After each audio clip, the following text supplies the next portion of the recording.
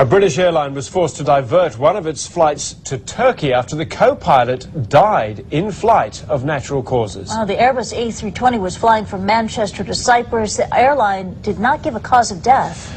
Well, meanwhile, there was panic in the skies aboard a flight to New York as a woman gasped for air. Deborah Farrick describes the attempts to save her and the controversy that followed.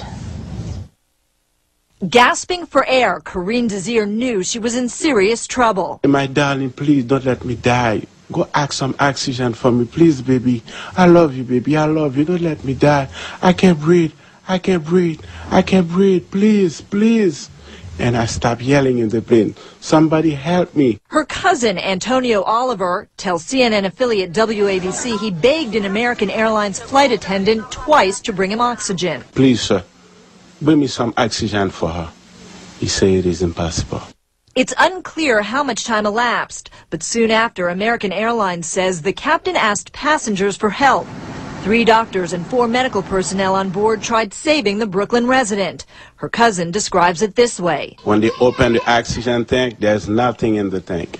Desir's cousin says a second oxygen canister also failed, as did an automatic defibrillator normally used to jumpstart the heart. Wasn't working. How do you know? Because the doctor said nothing is working in the plane. I can't believe it. One of the doctors, through a lawyer, says he can't confirm exactly how much oxygen was in the canister. And while an American Airlines spokesman acknowledges they're investigating why the defibrillator did not administer a shock as it should have, the airline says, quote, "We stand behind the actions and training of our crew and the functionality of the onboard medical equipment." Flight attendants are supposed to respond to the emergency in a timely and efficient way. If a flight attendant does not, the airline may be liable for whatever happens to the passenger. The passengers performed CPR for 45 minutes as the captain prepared to divert to Miami. But after Miss Desir breathed her last, she was laid out in the first-class aisle, and the captain continued to the flight's destination, New York. There, the medical examiner said Miss Desir died of natural causes due to diabetes and heart disease. The Federal Aviation Administration says it is investigating the entire incident. Deborah Farrick, CNN, New York.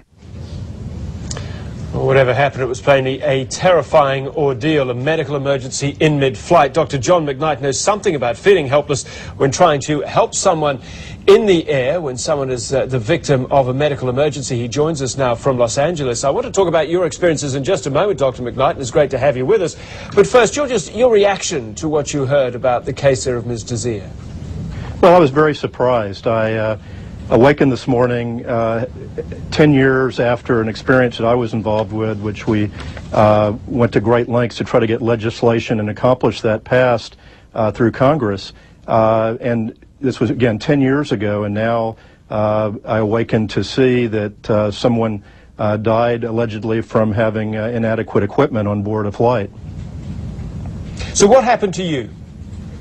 Well, around end of December of 1997, I was on a flight from New York to Miami with my family, and a 23-year-old woman on the flight went into cardiac arrest.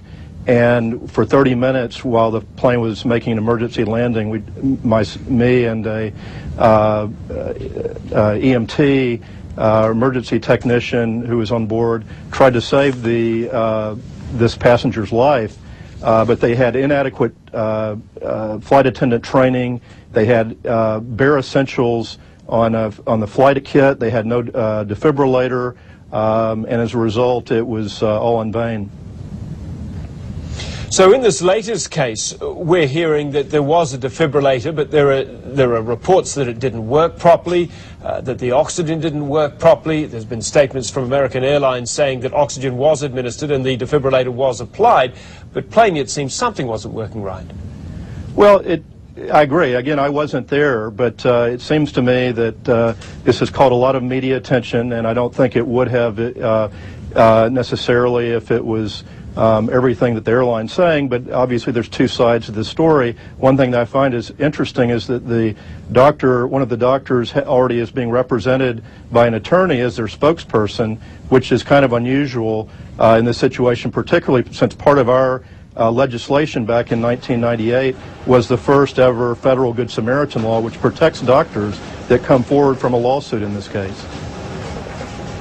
So, with your legislation, how widely is it now applied? Is it only for flights that begin or end in the United States, or domestic flights? And what is required now to be carried on board planes?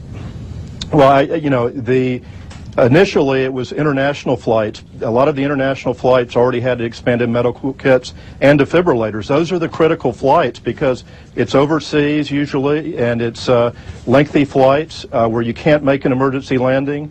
And so those were already fairly well equipped. That's what's even more surprising in this case, is that here a flight from going overseas was not equipped.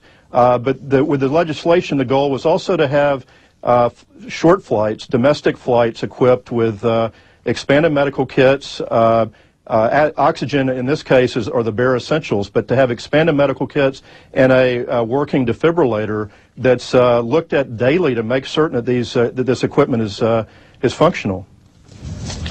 Now, Ms. Desir was 44 years old. She apparently had underlying medical conditions. This co-pilot who's died on a British flight on its way to Cyprus, he was 43 years old. Is flying inherently more dangerous than not flying in terms of health conditions? And what cues should you be listening to in terms of your own body to say, don't get on the plane, it may not be the best place to be if something goes bad? Well, it is, by and large, it's inherently safe. We all do it every day, and most people do fine with the flight. But these are young people. I mean, 43 and 44. That even with medical conditions, that's still an early age to have a problem, and to say that because they have a medical condition that that they couldn't be brought back with the right equipment, I think is not accurate. I think that with the proper equipment, these are the people that could easily be saved. Well, certainly through your experiences, you changed the law, and for the benefit of everyone who flies, as so many of us do, we really do thank you for taking time with us today. Dr. John McKnight, joining us from Los Angeles. My pleasure.